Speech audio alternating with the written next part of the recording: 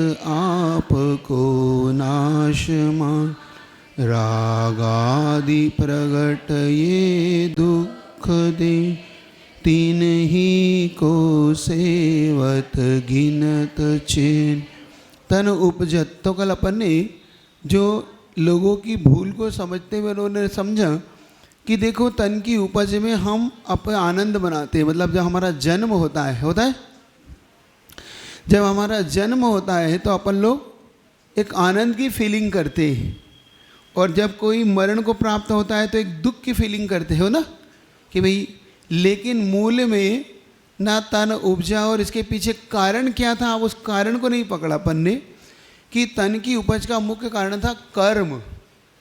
इस कर्म के आश्रय से ही जीव का नया नया परिणमन होता रहता है, नए नए पर्यायों को प्राप्त होता रहता है। अब इसको हमने आश्रय तत्व को ना समझ के हमने किसका समझ लिया, जीव तत्व का। जीव तत्व में हमने आश्रय को नहीं समझा और आश्रय में जीव को नहीं समझा। देखो दोनों ही एक दूसरे के विपरीत श्रद्धान वाला हो गया। यहाँ पे अपने को ये पकड़ना है मुख्य रूप से, रागादि प्रगट ये दुख दे। अब एक चीज़ आपको पढ़ाई थी, उसकी एक परीक्षा ले लूँ तो आपको समझ में आ जाए। ये पुस्तक मेरी है, ये किस नई से है, जल्दी बता दो। मैंने नहीं बताया था आपको, व्यवहार नहीं से तो है को क्या था वो, हाँ, असद्भुत उपचरित व्यवहार नहीं से ये पुस्तक मेरी है, ये ठीक है। लेकिन मिथ्या दृष्टि क्या कहता है, इससे एक में खो जाता है वो। इसके जाने पर, पुस्तक के जाने पर उसे ऐसा लगता है मेरी आत्मा ही चली गई, वो मर जाता है, मरण को प्राप्त हो जाता है। धन जाने पे उसके प्राण निकल जाते हैं।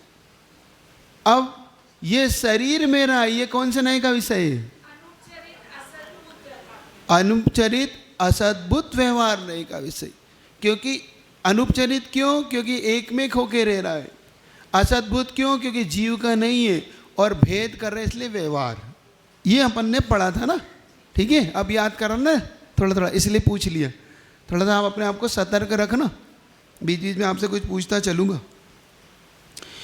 इसीलिए राग आदि मतलब राग द्वेष के कारण यह दुख पाता रहता है और इसी की सेवा में लगा रहता है। हम लोग किसकी सेवा में लगे रहते हैं, इस तन की सेवा में लगा रहते हैं।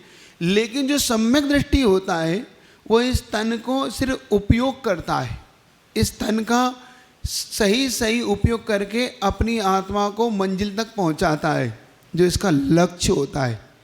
और मिथ्या दृष्टि इसी के लक्ष्य में उलझ जाता है, इसको खाने में, पीने में, पहुँचने में, सब कुछ। ये मिथ्या दृष्टि की दृष्टि है। और सम्यक दृष्टि की दृष्टि में हमेशा इस बात का ध्यान रखता है कि नहीं, कुछ भी हो जाए इस तन का उपयोग करना है, मुझे बड़ी दुर्लभता से मिला हुआ है। अब सम्यक दृष्टि के कुछ भेद कर लूँ। एक चतुर्गुण स्थान वाली असंयमी सम्यक दृष्टि है, एक देशव्रती है, एक मुनि महाराज है। इनमें भेद आ जाएगा थोड़ा थोड़ा, क्योंकि जब असंयमी होगा तो वो थोड़ा सा शरीर की ओर झुकता हुआ सा दिखेगा अपने। जैसे रामचंद्र का मैंने बताया, लक्ष्मण की ओर लेकर घूम रहे, बलभद्र कृष्ण भी बलभद्र को लेकर, बलभद्र व कृष्ण को लेकर घूम रहे। ये उनका नियोग है, ये अर्धचक्री का ये नियोग, मतलब ऐसी उनके साथ होता ही है। इन दोनों में कहीं कहीं भवों का पूर्व का प्रेम होता है, स्नेह, इस कारण से ये लोग ऐसा करते। अब हम अपना जन्मदिन आता है, क्योंकि तन उपजा तो क्या हुआ, जन्मदिन हुआ ना, अपना जन्म आया। अब हमारा जन्म हुआ तो हम उत्सव मनाते नहीं मनाते, अब उत्सव मनाते। तो ये हमारी क्रिया वास्तव में तन की है कि उस जीव की है, क्योंकि तन के जन्म को ही हमने उसका जन्म मान लिया ना। हमें ये नहीं ध्यान आया कि ये एक शरीर के रूप में जीव आत्मा उसमें आके पैदा हुआ। इसीलिए ऐसा कहा जाता है कि पंचम काल में अपन सब मिथ्यात्व के साथ जन्मते हैं और मरण भी फिर सम्यक दर्शन के साथ होता है या मिथ्या के साथ होता है, लेकिन जन्म तो फिर हमें उस शरीर का क्या जन्मदिन मनाना, क्या आप नहीं मनाते, बड़े उत्साह से मनाते, मना नहीं कर रहा हो, लेकिन क्या सोचना चाहिए। एक चीज़ अपने दिमाग में लेके चलो, हमें मनाना क्या है और हम मनाते क्या हैं। हमें मनाना चाहिए जन्मदिन नहीं, हमें मनाना चाहिए टेम्पल डे। क्या मनाना चाहिए? क्योंकि जब जन्म होता है तो जन्म के 40 दिन बाद आप कहाँ जाते हो? मंदिर। माँ 40 या 45 दिन के बाद मंदिर जाती है। तो 40-45 दिन के बाद जब वो मंदिर जाती है तो उस माँ को जो अंतराल पड़ा था इस बच्चे के कारण, देखो माँ को क्यों अंतर पड़ा था? इस बच्चे के कारण माँ भी 45 दिन तक मंदिर नहीं जा पाई, और ये बेटा भी जन्म के बाद पहली बार जा रहा है, पहली बार भगवान को देखेगा, भगवान की मुद्रा को, भगवान के गंधोदक को अपने सिर पर अब वो लगाएगा। तो हमारा भाग्य वाला दिन कौन सा है? जो हमसे छूटा कि जो हमें प्राप्त हुआ? हमसे भगवान छूटे वो हमारे लिए तो दुर्भाग्य का दिन है। 45 दिन भगवान हमसे दूर रहे तो ये हमारे लिए तो बड़ा, लेकिन जैसे ही हम 45 दिन बाद 40 दिन के बाद मंदिर गए तो ये सबसे बड़ा उत्सव का दिन। तो मनाना हो तो क्या मनाना चाहिए आपको? Temple day. जिस दिन आप मंदिर गए हैं 40 दिन जोड़ लो, अगर आपको पता नहीं हो कि हम कितने दिन बाद मंदिर गए थे, अपने जन्म तारीख से 40 दिन और जोड़ लो, 40-45 जो भी आप अपने हिसाब से जोड़ लें, और उस दिन को तय कर दें कि इस दिन मैं मंदिर गया था, इस दिन मैंने भगवान के प्रथम दर्शन किए थे, अब मेरा ये दिन बनेगा, ठीक है ना? तो टेम्पल डे मनाओ। मनाना है तो आपको जन्मदिन नहीं मनाना है। एक और चीज़ आपसे कहता हूँ, जब हम एक और मिथ्या क्रिया क्या करते हैं जन्मदिन मनाने के साथ साथ, हम केक वगैरह को वो नहीं करना चाहिए। दूसरी मिथ्या क्रिया, हम जो मोमबत्ती बुझाते हैं, ये सबसे बड़ा अपशगुन है। क्या है ये? जैसे कोई अपन दिया बुझ जाए तो मन में खटक जाता ना एकदम, अचानक क्यों बुझा? तो मोमबत्ती तुम मुख से खुद बुझा रहे हो चला के। उस दिन तो जन्मदिन के दिन तो दीपक जलाओ। अब तुम्हें मनाना ही हो तो क्या करना है उस दिन? तुमको दीपक जलाना है और केक नहीं काटना है। केक के पहले से पीस कर लो, आपने बनाया है तो उसके पीस करके रख लो और उसमें से निकाल लो, और लेकिन दिन में, रात में नहीं। और एक सबसे गंदा काम करते वो नहीं करना, मुंह पे चपड़ने वाला। हाँ, वो सबसे गंदा काम है। मतलब एक जो लोग को मिल सकता था वो भी बेचारे नहीं मिला, और गरीबों को तुम दे नहीं पाए, और खुद तुमने 2500 का केक उसके मुंह पे पोंछ दिया और हो गए जन्मदिन। ये नया फैशन, नए दौर में नई कहानी लिख रहे हैं अब आप लोग हैं। एक बाबा दो माइक दो, क्या कह रहे? क्योंकि ये एक सबसे गंदी पाश्चात्य सभ्यता है। कौन सी सभ्यता है ये अपने यहाँ की नहीं। हाँ, नमस्ते महाराज। हाँ। महाराज जी, ये एक एक्शन करने में अभी एक रिसेंटली एक खबर आई थी कि एक व्यक्ति की मौत तक हो गई। हाँ, हो गई, क्योंकि वो जैसे उसको लगाया होगा तो उसकी श्वास रुक गई होगी, वो नाकों में अंदर चला गया होगा और यहाँ फंस गया होगा। देखो, इस सभ्यता को अपनाने से हमें प्राण भी निकल जाते हैं, समझ रहे हो कि नहीं? तो ये जन्मदिन मनाना पहले तो स्तन की क्रिया है, तन मिथ्यात्व के साथ उदय में आया है, इसलिए मनाना नहीं। और मनाना हो तो टेम्पल डे मनाना, बहुत धूमधाम से मनाओ, वो मनाओ। कुछ क्रियाएं अपनी बदलो, कुछ अपने आप को पलटो, और 8 साल के बाद जब सम्यक दर्शन के योग्य होता है तब एक अलग क्रिया करो। महाराज जी ने बताया होगा ना, आपने सुना होगा टीवी पे, महाराज जी सुधा सागर जी बताते हैं, प्रमाण सागर जी बताते। तो ये क्रिया वो करो, 8 साल के बाद धूमधाम से उसे ले जाओ, बग्गी में बिठाओ, तिलक लगाओ, अभिषेक कराओ, है ना, महोत्सव मनाओ उसका, है? हाँ, करो, और उसको संस्कार कराओ गुरु के पास, ये करो। तो ये तन उपजत। तो इसलिए जन्मदिन मनाने के लिए एक अलग व्यवस्था है आपको। अब ये आश्रव समझ में आ गया। आश्रव तत्व क्या है? कर्मों का जो कर्म वर्गणाओं में परिवर्तन होना, यही आश्रव मूल तत्व ये है। ये नहीं है कि कर्मों के आने के द्वार को आश्रव कहते हैं, ये तो बाल बोधा है। ये सब आपको समझाने की दृष्टि से एक उदाहरण जैसा है। मूल तत्व आश्रव क्या है? हमारे आत्म प्रदेशों पर जो कर्म वर्गणाएँ स्थापित थी, हमारे राग देश के परिणाम से वो तुरंत कर्म रूप में बदली, उसी का नाम आश्रव, और उसी समय वो बंध को प्राप्त होती है अपने आत्मा के प्रदोष से, उसका नाम है बंध। तो ये मूल उन्होंने इसको खोल दिया कि आश्रव को हम, क्योंकि यही आश्रव हमें सुख दुख के लिए हेतु बनता है जब उदय में आता है। तो इस वस्तु तत्व को जब हम समझेंगे तब हमारी ये प्रथम भूल अपने मुख से निकलेगी। ये बात जरूर है कि राग अपने लिए कुछ ऐसा भी होता है जो पंच परमेष्टि के लिए अपना भाव जो उत्पन्न होता है वह प्रशस्त राग कहलाता है, और जो पंच इंद्रिय के विषयों के प्रति हमारा जो राग होता है वो अप्रशस्त कहलाता है। ये हमारे दिमाग में बना के रखना। अप्रशस्त समझ रहे हो, अच्छा और बुरा समझ लो कि अगर हम पंच परमेष्टि के लिए कुछ अच्छे भाव करते हैं वो हमारा अच्छा राग है, बुरा राग नहीं है। और जो हम पंचेंद्रिय के विषयों को पाने के लिए जो मन में खेद इत्यादि आ जाता है, मुझे घर नहीं मिल रहा, मुझे ये नहीं मिल रहा, मुझे ये वस्तु नहीं मिल रही, ये क्या है? अप्रशस्त है ना। जैसे उदाहरण आपको अभी मंदिर में दिया भी था आपको कि अग्नि कभी बुरी हो ऐसा एकांत मत मानो, अग्नि अच्छी भी होती है, और भोजन बनाते हैं तो इसलिए अग्नि, और घर जलाए तो पंच परमेष्टि के लिए जो किया गया हो भोजन बनाने वाली अग्नि का मान के चलना। गुरुजी का दोहा याद रखना, प्रभात में भी लाली होती, संध्या में भी लाली, एक सुलाती एक जगाती, कितने अंतर वाली। प्रभात में तो हम जगते और संध्या में हम सोते, तो जगाने वाली अच्छी है कि सुलाने वाली? तो जो प्रशस्त राग है वो प्रभात की लाली है, और जो हमें सुलाने वाली है, संसार में भटकाने वाली है, वो आपकी कौन सी लाली है? वो संध्या की। तो ये अपने को याद रखना, अपने को संध्या की लाली में नहीं पढ़ना, हमें प्रभात की लाली चाहिए। ठीक है। अब इस प्रकार से प्रशस्त अप्रशस्त के भेद से वो दो प्रकार का अपने लिए जीव तत्व हो गए। अब अजीव तत्व कौन से है वो बता रहे हैं। तो अजीव तत्व पता ही है आपको, 6 तत्व पता है आपको, 6 द्रव्य कौन कौन से होते हैं? आकाश और, है ना। इसमें से कितने द्रव्य मूर्त हैं? 5 द्रव्य मूर्त हैं। कौन कौन से?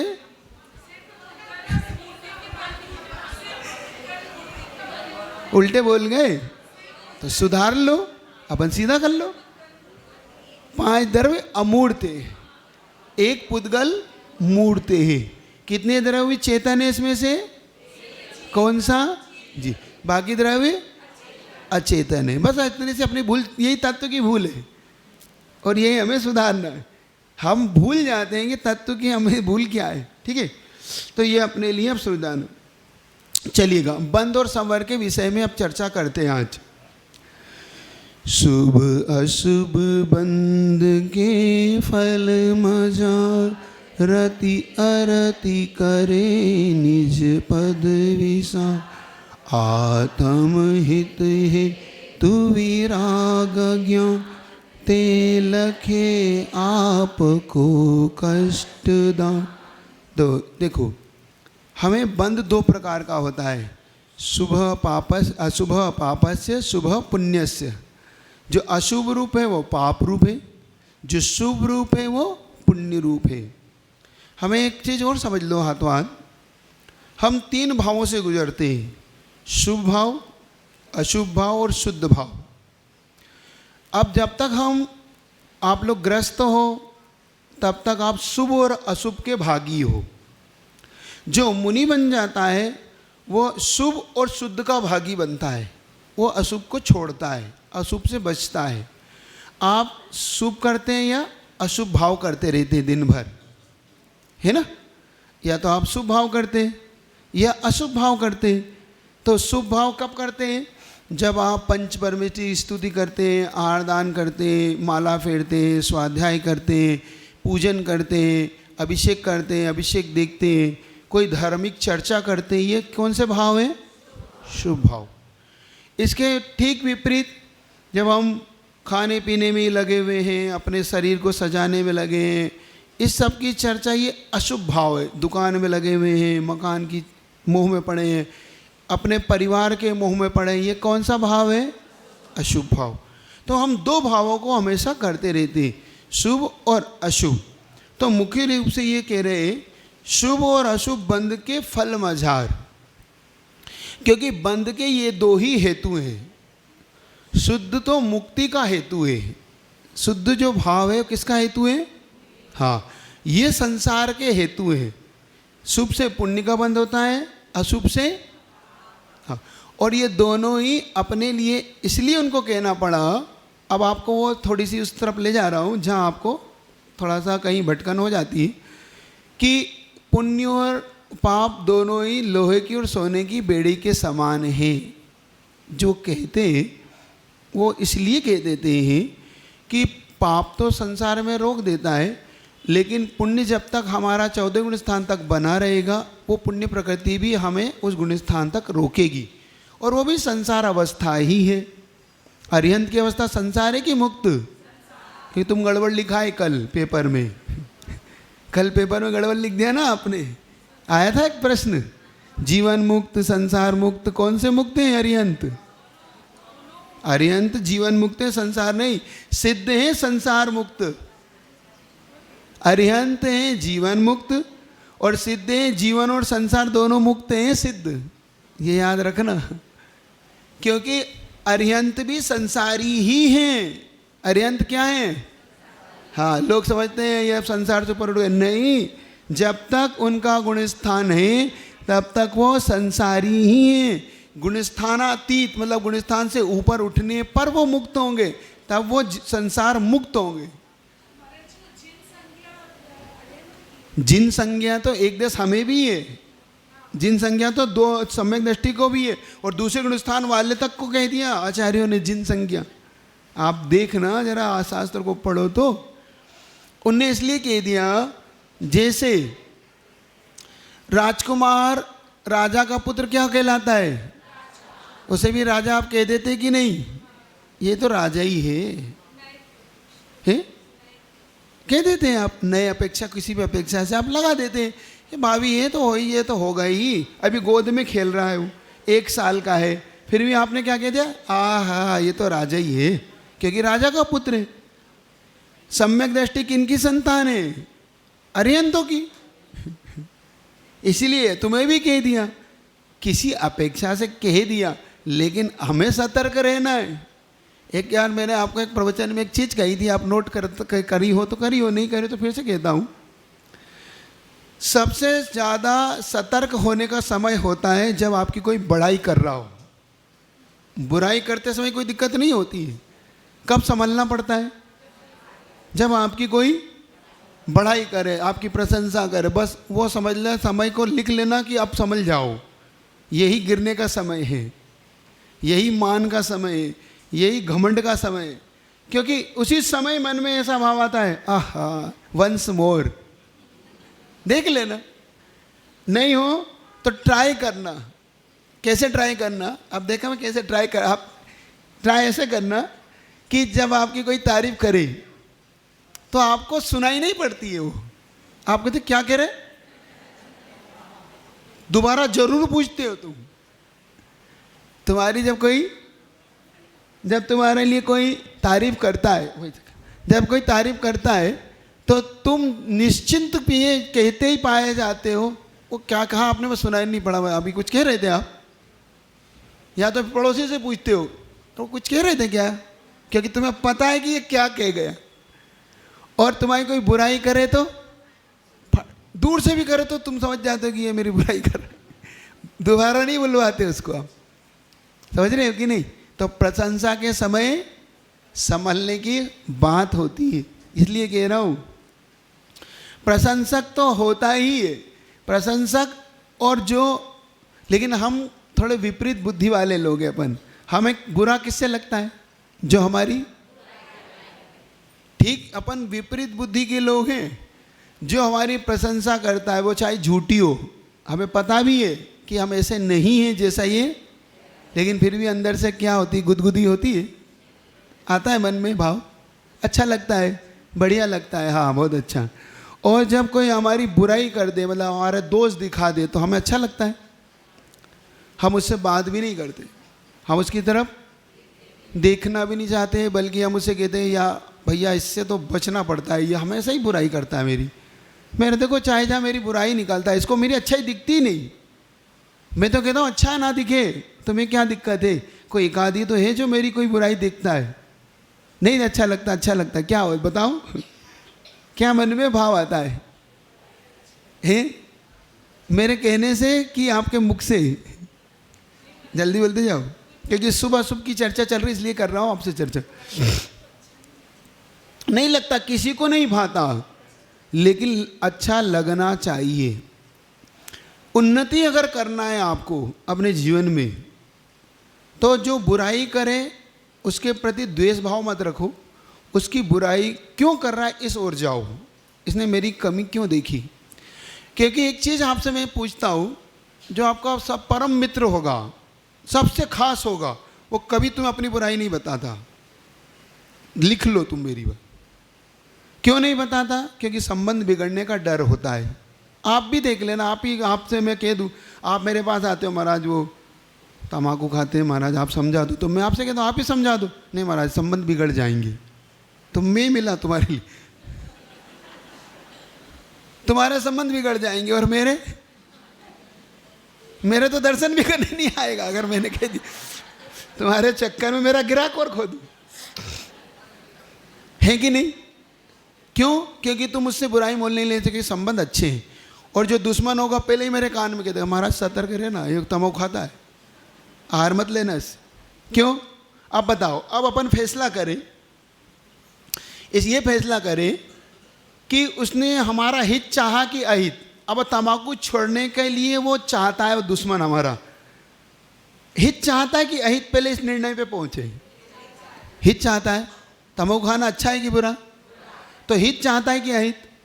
बुरा क्यों लगा हमें? उसने हमारी शिकायत करी तो हमने कहा चुगलखोर, चुगली कराया हमारा इससे, मैं तम्बाकू खाता हूँ। तो मैं सच तो क्या है, झूठ के क्या है क्या? मैं हम कहते हैं ना, हमें बुरा लगता है। एक बार प्रधानमंत्री नरेंद्र मोदी जब गुजरात के मुख्यमंत्री थे, देखो कभी कभी कोई चीज़ ऐसी याद आ जाती है मुझे। उनसे किसी ने एक चीज़ पूछी, बहुत अच्छा लगा मुझे। उनसे किसी ने पूछा कि आप गुजरात के मुख्यमंत्री हैं और विपक्ष आपकी इतनी बुराइयां करता रहता है, तो आप कभी उनको पलट के जवाब नहीं देते, क्यों नहीं देते आप? उनने पूछा, मीडिया ने उनसे, मीडिया उनके सामने ही। हम क्या करते हैं, हमें कोई पत्थर मारे तो हम क्या करते हैं? ईंट का जवाब। उसने ईंट मारी तो हम क्या देंगे? मोदी जी ने बहुत अच्छी बात कही। उन्होंने कहा वो हम पर पत्थर फेंकते रहे। जब उन्होंने मीडिया को जवाब इस शायरी में दिया, वो हम पर पत्थर फेंकते रहे, हमने सीढ़ियां बनाई और आगे बढ़ गए। हमने सीढ़ियां बनाई और हमने उस पत्थर का जवाब पलट के नहीं दिया, क्योंकि पत्थर का नुकसान क्यों करें? सीढ़ियां बनाओ ना इसकी। भाई उसने फेंका है तो काम में लो, भाई सामने वाले ने पत्थर फेंका है तो सीढ़ी बना लो, काम में, उसने काम के लिए तो फेंका है। हम पलट के क्यों हमारा पत्थर फेंके तेरे पे? समझ रहे हो? वो हम पर पत्थर फेंकते रहे, हमने सीढ़ियां बनाई, और एक जवाब था उनका। मीडिया ने दोबारा प्रश्न नहीं किया हमसे, और आज हम जानते हैं उस पत्थरों से कितनी बड़ी सीढ़ी बना के कहाँ पे हैं वो, ये सब जानते हैं। भाई गुजरात के मुख्यमंत्री थे, जब की घटना बता रहा हूँ, आज से 20 साल पुरानी, तब की घटना है ये। तब उन्होंने इस तरीके का जवाब दिया था मीडिया को। तब मुझे लगा कि देखो कितना व्यक्ति के अंदर व्यक्तित्व, और वही उसका परिणाम है कि आज करते हैं वो अपने हिसाब। तो ये याद रखना अपने को, कभी भी जीवन में अपने लिए कभी कोई बुराइयां निंदा करता मिल जाए तो समझना ये सबसे बड़ा हितैषी है। एक चीज़ आचार्यों ने बहुत अच्छी कही उसके अंदर, जब मैं एक बहुत अच्छा शास्त्र पढ़ रहा था, उसके अंदर आचार्य परमेश्वर ने एक प्रश्न उठाया। मान लो किसी ने तुम्हें गाली दी, मान लो सगाली दी, उसने तुम्हें स्वान कह दिया। स्वान तो अच्छी भाषा हो गई, सीधी भाषा बोल देता हूँ। तुम्हें कुत्ता कह दिया, क्योंकि स्वान भाषा नहीं समझ में आ रही, कह दिया कुत्ता कहीं का। तो आचार्यों ने प्रश्न खड़ा किया, तुम बुरा क्यों मान रहे हो? अरे भाई गाली दे रहा, मैं बुरा नहीं मानू तो क्या करूं? तो उन्होंने कहा तुम कुत्ते हो? नहीं, तो बुरा क्यों मान रहे हो? तो फिर बुरा क्यों मान रहे हो? नहीं आया समझे? उसने तुमसे कहा तुम कुत्ता हो, तो तुम हो क्या? तो बुरा क्यों मान रहे हो, और हो तो बुरा क्यों मान रहे हो?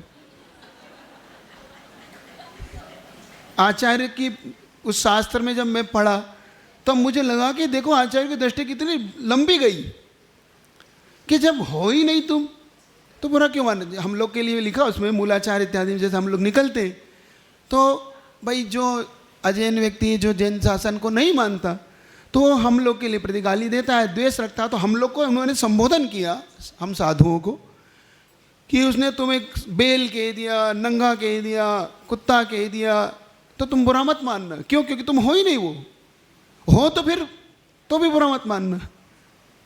तुमसे अगर उसने कहा कि नंगा, तो हो, बुरा क्या मान रहे हो, क्यों बुरा लग रहा है, और नहीं हो तो बुरा क्यों लग रहा है। समझ में आए ना? है नहीं, नाग्न परिचय अलग होता है।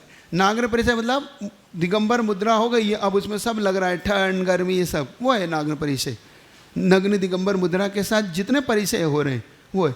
वो कहना तो ये उसका अरति परिचय है, वो हमें से बुरी बात कह रहा है ना, हमें बुरा भला कह रहा है, तो ये अरति परिचय है, उसे सहन करो, वो हमें कहने तो उसकी भाषा है, कहेगा।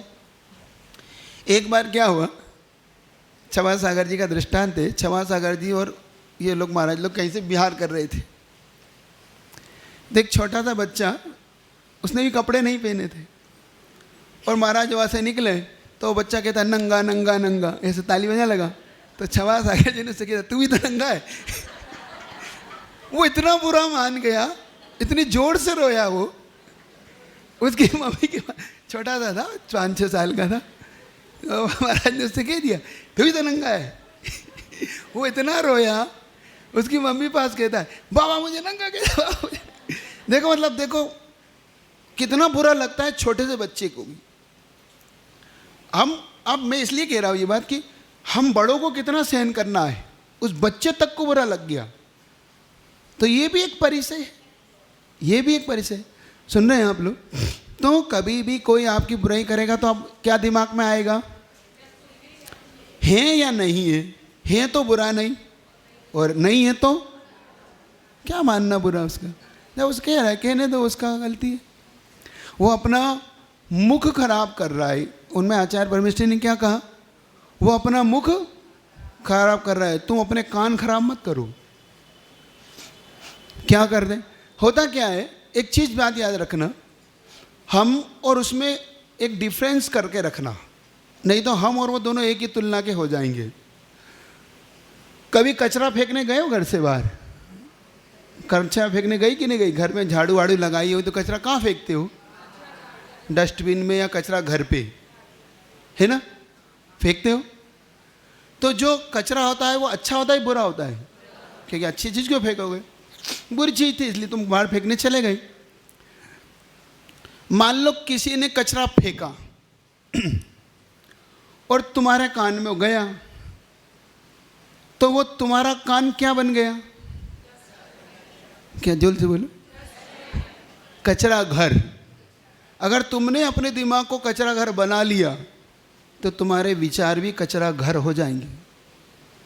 सामने वाला कितना ही कुछ कहे, ये याद रखना कि ये कचरा मेरा नहीं है, मैं इसको छूता भी नहीं, मुझे इससे कोई मतलब भी नहीं। इसलिए कह रहा हूँ कि हम कभी कभी उसको एक्सेप्ट कर लेते हैं तो कचरा हमारा। किसी ने गाली दी, किसी ने आपको कोई वस्तु दी, मान लो मैं आप वहाँ से चलता हूँ, किसी ने आपको फूल दिया, गुलाब का फूल, अगर आपने एक्सेप्ट कर लिया तो वो किसका हो गया? आपका। और आपने नहीं किया तो किसका हो गया? अब उसने हमें गाली दी, हमने स्वीकार कर ली तो किसकी हो गई वो? और नहीं करी तो टेंशन क्यों करना? हम स्वीकार ही ना करें। हम, कोई आपको निमंत्रण देता है, आप नहीं स्वीकार करते, लिफाफा रख जाओ, लग जाओ, हमें आना ही नहीं है तुम्हारे यहाँ, क्योंकि हम स्वीकार नहीं आपके आना हमें। हाँ महाराज श्री, अभी हम लोग जब आ रहे थे जी, तो एक गाड़ी हमारे आगे चल रही थी, स्कूटर, उसके पीछे बैठी हुई महिला ने, हम लोग निकल रहे हैं और उसने वहाँ स्पिट किया। हाँ, तम्बाकू। हाँ ठीक, सीटें आए ठीक। तो अभी हमको कम से कम उसको ये तो बोलना पड़ेगा कि इस तरह से बीच सड़क में मत थूका करो या जो भी है। नहीं तो वो भी नहीं बोलना चाहिए, वो एक इंसानियत है, आप उसको इतना तो कह सकते हैं। मैं ये नहीं कह रहा लेकिन उसमें हमारा द्वेष भाव नहीं, हमारे कहने का ये होगा भाव कि भाई पहली तो चेन, भाई मैं कहीं कहीं थूक के आया हूँ इसलिए मुझ पर थूका गया, पहला तो हमें दिमाग में ये आएगा। दूसरा, अब ये कहना है मुझे कि बहन जी थोड़ा सा ध्यान रखें, ये ऐसे ना करें, बस बात खत्म। वो अगर एक्सेप्ट कर लेता है तो सॉरी बोले गई, और नहीं करता है तो कहीं उलझेगा, उसका कर्म उसे उलझा देगा। चिंता मत करो तुम। क्या होता है, कभी कभी हमें किसी के कर्म में निमित्त नहीं बनना, क्योंकि हम उलझ जाएंगे। अगर हमने द्वेष किया तो हमें बन जाएगा, उसे अपने आप कोई ना कोई कुत्ता निपटा लेगा केस को। आज ही की घटना है महाराज जी। हाँ, होता है, मेरे साथ भी ऐसा, मैं बता रहा हूँ आपको, जीवन में ऐसा होता है कि कहीं हम लोग के ऐसे जब थोड़े ग्रस्त थे, ग्रस्त मंदिर जा रहा था भाई, और उस महिला ने नहीं देखा, एकदम थूका, वो मेरे ऊपर आ गया, कोई बात नहीं, और वो थोड़ा सा हमें एकदम से अच्छा नहीं लगा, लेकिन मंदिर थे तो हमने वापस अपना स्नान इत्यादि किया, अपन चले गए। उसको लगा, लेकिन बाद में उसे फीलिंग हुई कि मैंने ठीक नहीं किया। मैं क्या, उनको लगा कि देखो बोल के नहीं गई है कुछ। हमें क्या होता है, कभी कभी जब अपन मौन हो जाते हैं ना, तो सामने वाला भारी परेशान हो जाता है, वो चाहता है तुम कुछ बोल तो दो। आचार्य वार ने एक आय को लिखा, जवाब ना देना भी लाजवाब है। जवाब ना था, चूंकि आप ग्रस्त हो, विरोधी हिंसा वाले हो, तो आप अपनी विरोधी हिंसा तक करो, उसके लिए मैं मना नहीं करता कभी कभी, लेकिन परिस्थितियों को समझ के। पर उसको तो महाराज जी ये पता ही नहीं था ना कि उसने थूका और किसी पे गया, तो उसको इसलिए एक चीज़ और इस बात से मैं कहना चाहता हूँ, आपको एक संदेश देना चाहता हूँ। कभी मैं मूल चर्चा वहाँ करूँगा आपके लिए, क्योंकि जो खाते वो यहाँ नहीं है। वो खाने वाले मंदिर में मिलेंगे मुझे, क्योंकि यहाँ तो महिला वर्ग है। महिला वर्ग खाती है क्या? कोई तम्बाकू वमाकू तो नहीं खाती ना? महिला ने धोखा था इसलिए पूछ रहा हूँ। खाते तो नहीं हो ना कोई, क्योंकि कभी कभी आदत पड़ जाती है तो नहीं खाना। उसका दूसरा कारण है, कभी आपको उसका रीजन वहाँ दूंगा, मुझे याद दिलाना, बस वहाँ पे ये प्रश्न मुझे याद दिलाना, मैं उसकी चर्चा वहीं करूँगा, नहीं तो ये गुप्त प्रश्न खुल जाएगा। कुछ चीज़ गुप्त होती है वहीं खोलना चाहिए। तो आपसे आपको समझ में आ रहा है? अपन अब इसको थोड़ा सा देखें तो ताकि आपको वो आ जाए भाव। शुभ अशुभ बंध के फल, जब हमें शुभ होता है तो हमें रति यानी अच्छा मिलता है, अशुभ बंध में हमें अरति यानी बुरा फल मिलता है। अरति रति करे निज पद विसार, जब हम सुख दुख में उलझेंगे तो अपने आत्म तत्व का, जो चेतन तत्व का जो हमारा शुद्ध भाव है, वो हमसे नियम से छूटेगा। बिल्कुल आप मान के चलना, जब हम उलझ जाएंगे इन में तो हमारा वो चीज़ छूटेगी हमसे। आत्म हित हेतु विराग ज्ञान, आत्मा का हित किसमें? अब यहाँ पकड़ना इस बात को, आत्मा का हित किसमें है? विराग ज्ञान। हेतु मतलब कारण, आत्मा का जो हेतु का हित का जो कारण है वो है वीतराग ज्ञान। वीतराग ज्ञान समझते हो? वीतराग ज्ञान का मतलब होता है राग द्वेष से परे, जो आत्म तत्व के लिए जो झुकाव होता है हमारा, हमें बार बार उस शुद्ध की भावना होती है, हम जो चिंतन करते हैं, ये सब वीतराग ज्ञान की ओर ले जाता है आपको, आपकी भूमिका में।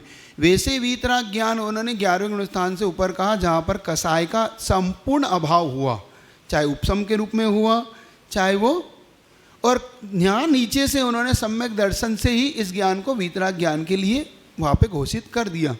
केवल ज्ञान को शुद्ध वीतराग ज्ञान है, क्योंकि केवल ज्ञान के समय तीनों ही अपना ज्ञानावणी कर्म भी चला गया। इसलिए जहाँ पर जो व्यवस्था है उस व्यवस्था से आप लगाना। अगर आपसे प्रश्न पूछा जाए सम्यक दृष्टि का कौन सा वीतराग ज्ञान है, तो आपको बताना है कोई भी वीतराग ज्ञान नहीं है इसका, क्योंकि ये राग सहित है।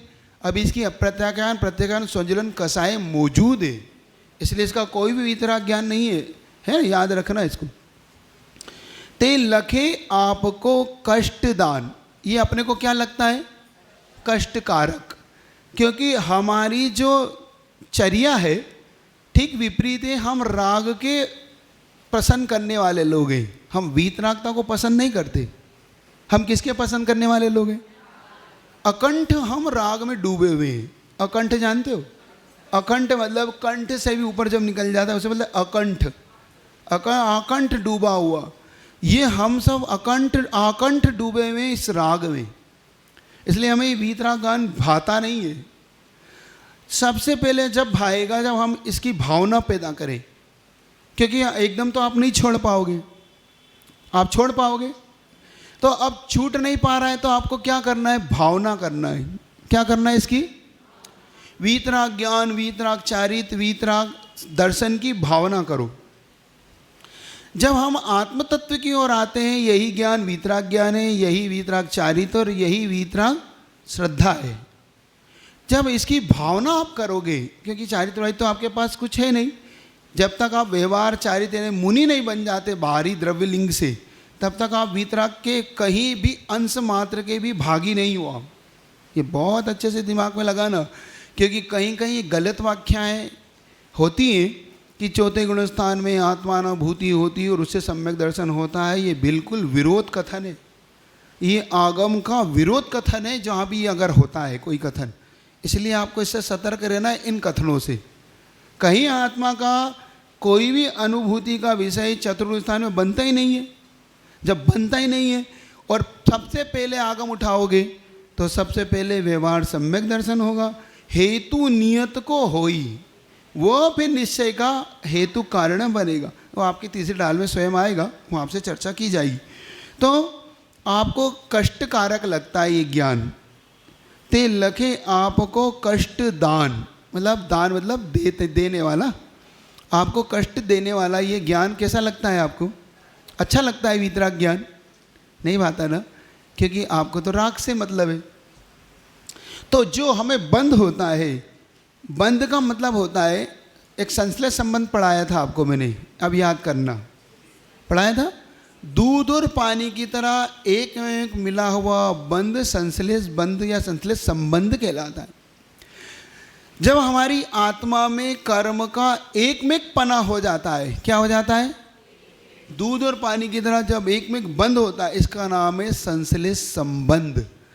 तो जब हम जैसे राग द्वेष करते हैं वैसे ही हमारी आत्मा से कर्म एक मेक हो जाते हैं। वो एक क्षेत्र अवगाह, एक क्षेत्र का मतलब जिस क्षेत्र में आत्म के प्रदेश है उसी क्षेत्र में कर्म है, और दोनों एक मेक है। आप भेद नहीं कर सकते कि क्या है। ये है बंध तत्व। उस बंध तत्व को हमें समझना है कि हमें इससे विपरीत तत्व का सिद्धांत क्या है, जो हम उसमें फल भोगते समय राग द्वेष करते हैं। चूँकि जब बंध हुआ है तो उदय भी होगा, और उदय करते समय जब हम राग द्वेष करते हैं उसका नाम है बंध तत्व का विपरीत। क्योंकि तुम निमित्त पे टूटते हो। किस पे टूटते हो? आज एक घटना बताई थी ना, स्वान वृत्ति और सिंह वृत्ति, याद रखना। ये कहीं ना कहीं ये कनेक्टिविटी आपकी इससे है। मुकमाटी में भी आया होगा, और ये आचार्य परमेष्ठी ने अपने बड़े ग्रंथों में भी कर्मकांड वगैरह में भी इसको दिया। तो स्वान वृत्ति का मतलब होता है निमित्त पर जो टूटता है, नो कर्मों पे, कि इस व्यक्ति ने मेरा बुरा किया, इस व्यक्ति के कारण मुझे ऐसा हुआ। और सिंह वृत्ति वाला कर्म पर टूटता है। तो ये जो भूल तत्व की हुए, जब हम निमित्त पे टूटते हैं, ये बंध तत्व की भूल है हमारी। क्योंकि हमने ये माना ही नहीं कि हमने बंद किया था। जब हम इसको स्वीकार ही नहीं करें कि हमने बंद किया, तो हम फिर फल को भी स्वीकार क्यों करेंगे? नहीं, आपको समझ आ रहा है। जब मैंने आपसे कोई सौदा ही नहीं किया है तो ये वस्तु मेरी है ही नहीं। ये आप मुझे क्यों दे रहे हो, मेरे पास क्यों भेज रहे हो? मेरा तो आपसे कोई सौदा हुआ ही नहीं, आप उठाइए अपनी वस्तु, मैं पैसा पेमेंट क्यों करूँगा? तो जब बंध तत्व हमने माना ही नहीं है तो हम उसका उदय तत्व भी क्यों मानेंगे? आ रहा ना? जब मैंने कर्म का कोई बंद नहीं किया तभी तो हम कहते हैं महाराज मैंने किया ही नहीं, ये मुझ पर जबरन आरोप लगा रहे हैं। जबरन आरोप नहीं है, ये तुमने किया है, ये याद नहीं है हमें। चैन हमें याद नहीं है कि हमने कब किया था, हम भूल चुके, हम यही भूल गए हमने कब किया। और हम कितने भुलक्कड़ हैं बता दूं? आप कितने भुलक्कड़ हैं? फास्ट बताना जल्दी से। कल शाम को क्या खाया था?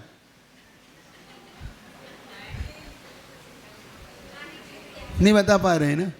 तुम इतने भुलक्कड़ हो, कल शाम को तुमने क्या खाया? तुम ये कर्म बंद पूछ रहे हो कब बांधा मैंने? अच्छा आप बता दो, परसों कौन सी साड़ी पहनी थी? तुम्हें यही याद नहीं है कि कौन सी थी, कौन सा कलर था, कौन सी थी, नहीं पता ना, याद ही नहीं आएगा तुम्हें। तुम यही नहीं याद है तो तुम कर्म बंद कब किया था? तो हमसे पूछते हो ना, भाई ये महाराज हमने कब बंद किया? तो तुम्हें यही पता नहीं तुमने कल क्या खाया। तो तुम ये मुझसे पूछ रहे हो कर्म बंद कब किया?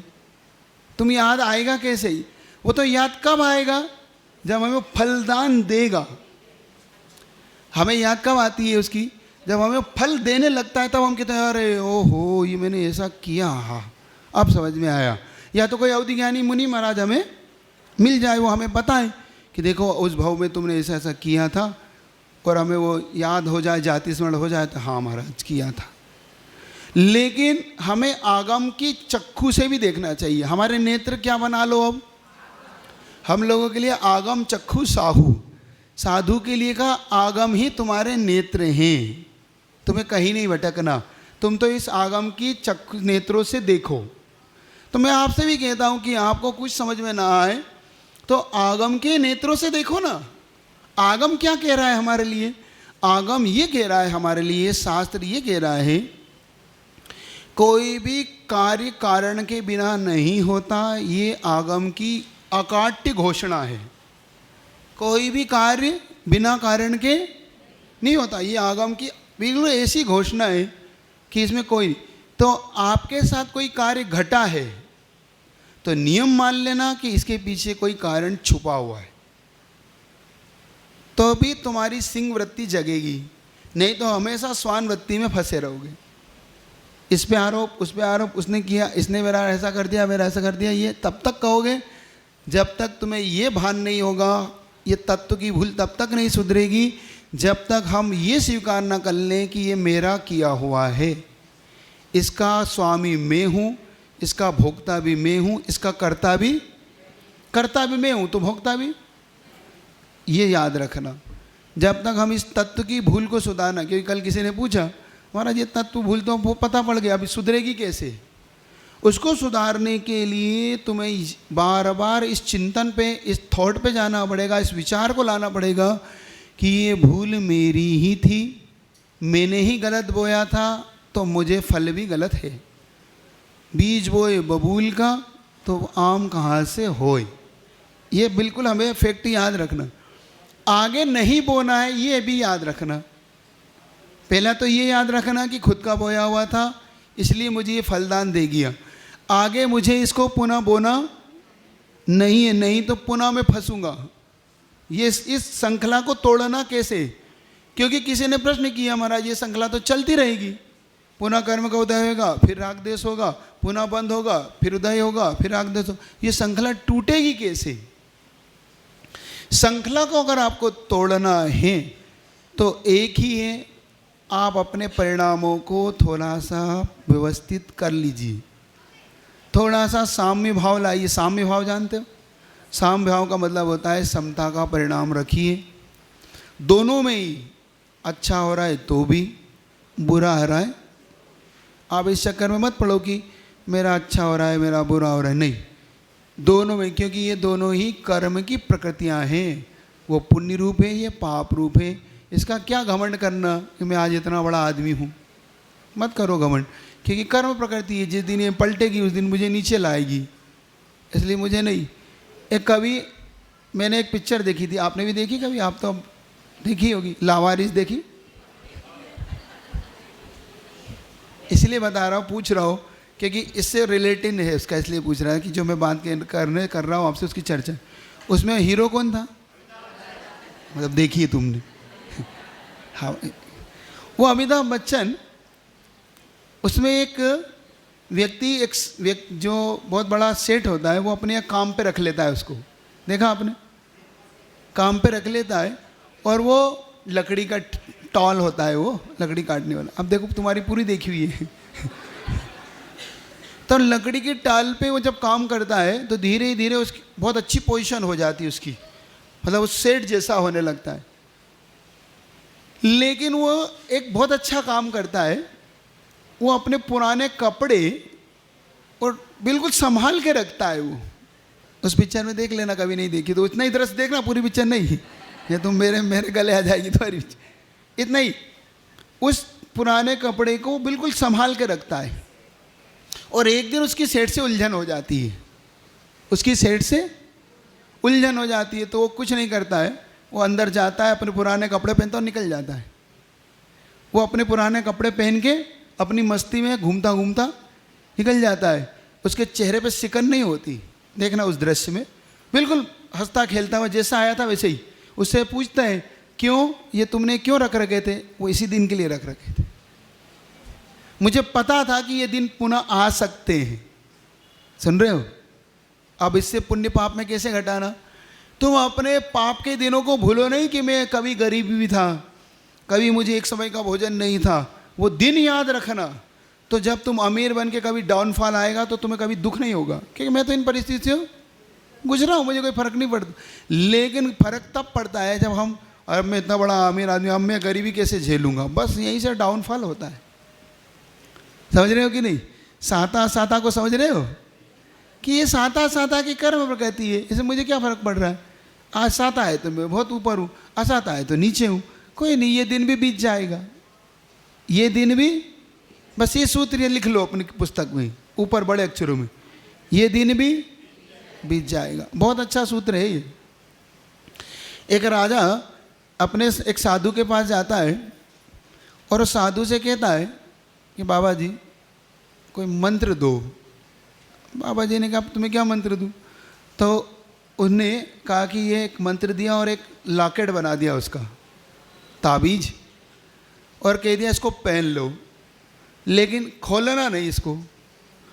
कब खोलना? जब बहुत तुम मुसीबत में हो, बिल्कुल अंतिम तुम्हारे प्राण जाने के हो, तब इसे खोलना, उससे पहले नहीं खोलना। जब तुम्हारा प्राण ही संकट में पड़ जाए तो इस लॉकेट को खोलना, उससे पहले नहीं खोलना। पहन लिया। संयोग की बात थी कि उसका युद्ध हो गया पड़ोसी देश से, युद्ध हुआ और हारने की कगार पे ये पहुंच गया। इसे युद्ध क्षेत्र छोड़ के भागना पड़ा जान बचा के। जब ये जंगल में भाग रहा था बेहताशा होके, और इसे हताश हो चुका था कि मेरी मृत्यु अब निश्चित है, इसने सोच लिया कि मेरी मृत्यु निश्चित, अब कुछ नहीं बचा मेरे जीवन में। इतना सोच के बिल्कुल हताश होके इसने ये मन बना लिया कि आत्महत्या मुझे अब करना है। ऐसे जीवन क्या जीना, क्या करना है मुझे? आत्महत्या मुझे करना है। ये सोच ही रहा था कि उसके हाथ में ताबीज लग गया एकदम ऐसे हाथ पे। तो उसने ताबीज देखा, अरे ये तो बाबा जी ने दिया ही था। तो उसने अचानक उस ताबीज को खोल लिया, और खोलते ही उसमें मंत्र जो था उसके जीवन को बचा ले गया। पुनः उसमें लिखा था, वो दिन भी नहीं रहे तो ये दिन भी नहीं रहेंगे। क्या लिखा था उसमें? वो दिन नहीं रहे तो ये दिन भी नहीं रहेंगे। बस इतनी सी बात लिखी थी, उसके दिमाग में आ गया, जब मैं राजा था तो वो दिन भी नहीं रहे, तो आज रंक हूँ तो ये दिन भी एक दिन चले जाएंगे। और पुनः अपनी सेना को संगठित किया और पुनः राज्य हासिल किया। हताश नहीं होना कभी भी। सुन रहे हो कि नहीं? ये किसकी प्रकृतियाँ हैं? पुण्य पाप की। यही अशुभ अशुभ आश्रव तत्व की भूल है। अभी करना है कि पढ़ा दूँ? पढ़ा देता हूँ। तो हाँ, मतलब फिर क्लास, हाँ ठीक है, निकाल लेंगे। तो अपने को याद आ गया, आप समझ में आ गया ना? एक बात बताओ, ये चीज़ याद रहती है कि घर जाके भूल जाते हो? हैं? कोई एक आधी काम आती है कि नहीं? इतनी सुनाते हैं हम लोग, सुबह सुनते हो, शाम सुनते हो, दोपहर सुनते हो, अजीरेट तो नहीं हो रहा? मेरे को कभी कभी आपकी चिंता लग जाती है, अति भारारोपण तो नहीं हो रहा?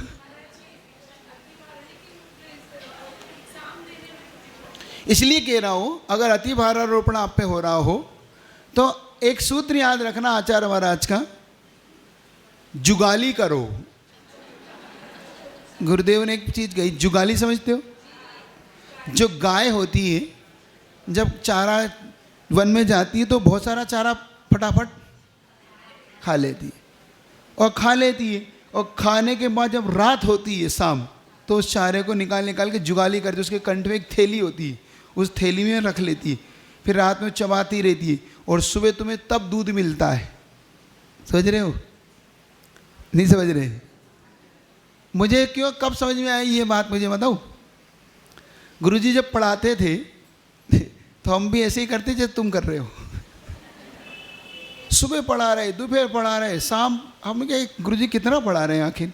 हम छोटे छोटे से तो बच्चे लिए जा रहे प्राण हमारे, क्योंकि सोए नए नए दीक्षित हुए थे, 25-26 साल के थे, और गुरुजी दिए जा रहे महाबंद कसाय पाहुड़। अब हमके कोई भार भी तो रखो, तो ऐसा तो रखो कि हम भी अब गुरुजी से तो बोल सकते नहीं, सो पढ़ते रहो भाई, लगे रहो ना भाई। अब बस स्थिति थी, पढ़ते रहे। फिर गुरुजी ने 2014 में हम लोग को बाहर का रास्ता दिखाया कि अब बेटा निकलो, अब मैंने तुम्हारे लिए भरपूर दे दिया। हमने कहा भैया, हमने गुरुजी से कहा गुरुदेव आता जाता कुछ नहीं है, भेज तो रहे हो, रामटे की घटना है। हमने कहा गुरुदेव हम सब ऐसे ही हैं, कभी बाहर नहीं निकलो, प्रवचन हमसे नहीं, उम्मीद मत करना कि हम कुछ कर देंगे। गुरुजी कहने नहीं, सब हो जाएगा, आशीर्वाद है, जाओ, मैंने तुम्हें 11-12 साल पढ़ाया है, मुझे सब पता है, कर लोगे तुम। हमें कहा ठीक है आप भेज रहे हो, लेकिन फिर भी कह रहे हैं आपसे हम ये थे कि कहीं रख लें वापिस, कि इसी बहाने ही रख लें कि कुछ आता नहीं तो भैया अंदर ही रहे, तू बाहर क्या करेगा। हमने कहा कुछ आता जाता तो है नहीं, और उस समय स्थिति भी ऐसी ही थी, कुछ नहीं आता था, बस बोलते चले जाओ, तुम्हारा काम भी सुनते के चले जाओ वाला था। लेकिन गुरुदेव की वो महान अनुकंपा थी, गुरुदेव ने जो हमें चारा खिलाया था उस समय जी भर के, उनका एक ही काम था, तुम तो खाते हो, तुम्हें कुछ नहीं, तुम तो खा लो, तुम पढ़ लो, जो मैं पढ़ा रहा हूँ तो पढ़ लो। उसका ये शुभ परिणाम आज समझ में आता है, आज उनका उपकार याद आता है। उस समय तो सिर पकड़ते थे, आज माथा उनके सिर में, उनके पैरों में झुकता है। उस समय हाथ से सिर पकड़ते थे, कितना पढ़ाएंगे, लगे हैं, लेकिन आज यही सिर उनके चरणों में श्रद्धा से झुकता है कि कितनी दूरदृष्टि है गुरुदेव आपकी, कितने महान हो आप, कि हम जैसे अज्ञानियों के बारे में भी आप ये जानते थे कि कटनी वालों को पढ़ा लेंगे हम, कटनी जैसे सभा को भी पढ़ा लेंगे। तो हमने कहा भाई ठीक है, फिर तो अब ठीक है ना कटनी वालों, देखो तुम्हारी तारीफ कर दी मैंने, हैं? आप उल्टा मत समझना इसको, क्योंकि इसलिए कह रहा हूँ, इतना घूमे हम, हरियाणा घूमे, दिल्ली घूमे, कोई 3-4 समाज ही हमें कुल मिली जिनमें इतनी रुचि है इस स्वाध्याय की। अब बजाओ ताली अपने लिए बजाओ, अपनी पीठ खुद ठोको। क्यों? क्योंकि रुचि बहुत कम लोगों में होती है। एक दिखी हमें अर्थुना समाज में, राजस्थान की वो समाज है, जब भी स्वाध्याय कराए वो लोग आ गए, अपने आराम से आए, उन्होंने पढ़ा। ऐसे ही दिल्ली में हम कुछ समाजों में हमने स्वाध्याय किया, उनने बहुत पढ़ा। सरधना में, सहारनपुर में, बड़ौत में, ये कुछ समाज ऐसी निकली जहाँ पे हमने ऐसे बस भरी दोपहरी में, मई में लेते हैं उनकी परीक्षा, हम बुला, ठंड में नहीं बुलाते, ठंड में तो तुम ऐसे आ जाओगे, हम बुलाते हैं गर्मी में कि अब तुम पढ़ने आओ अगर सच्चे हो तो, तब पता पड़ता है कि क्या चीज़ है ये। समझ रहे हो कि नहीं? इसलिए कह रहा हूँ कि ये चीज़ तुम्हें तब समझ में आएगी जब खूब पढ़ लो। घबराओ नहीं कि 2 क्लास हो रही, 3 हो रही महाराज, तो तुम जब इसको, हमारे जाएंगे हम यहाँ से, हम जब चले जाएंगे यहाँ से, अगर तुम किसी मुनि महाराज का प्रवचन सुन रहे होगे, विद्वान का प्रवचन सुन रहे होगे, तो हम तुम्हें याद आएंगे, ये तय है, ये तय बता रहा हूँ। हम महाराज याद आएंगे तुम्हें, ओहो ये तो महाराज ने बताई थी, महाराज तो सिखा के गए थे, महाराज तो ये सब सिखा के गई है हमारे सब। लाओ, हाँ अब आपका निर्णय निकाल दूं। कटनी वालों का पहले कि बाहर वालों का? बाहर वालों का पहले, अतिथि देवो भव। हाँ एक है, निधि है ना वो,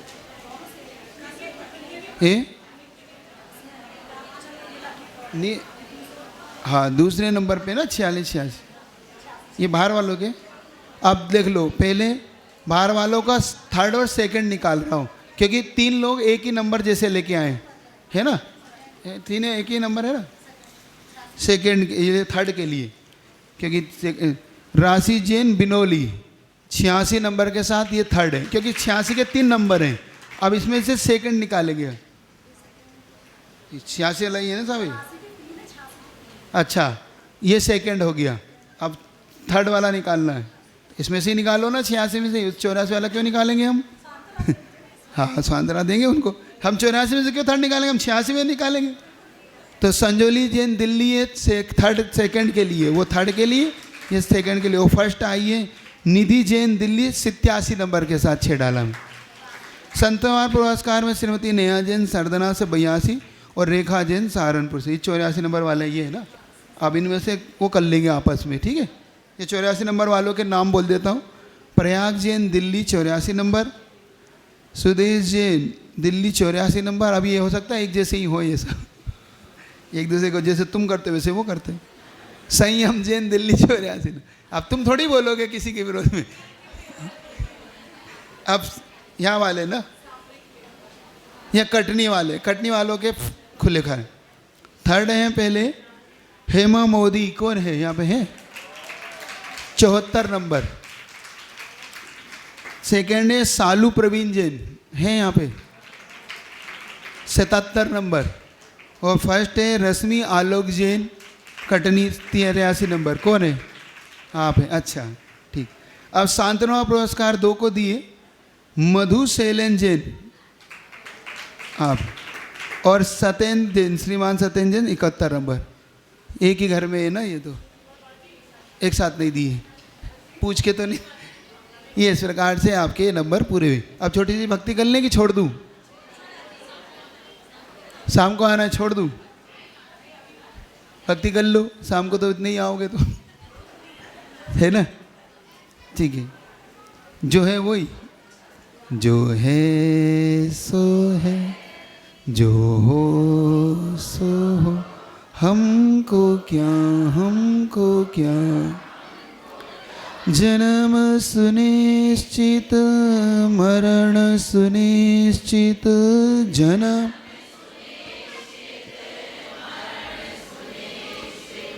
कर्मों का फल मिलना निश्चित, कर्मों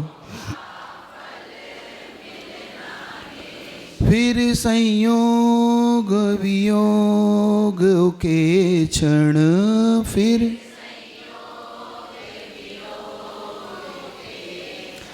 घबराने से क्या, जो हो जो है,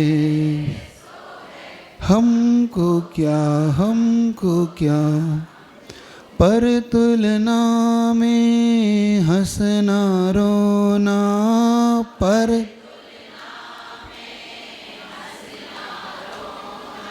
सुखी दुखी यूं पल पल होना, सुखी दुखी यूं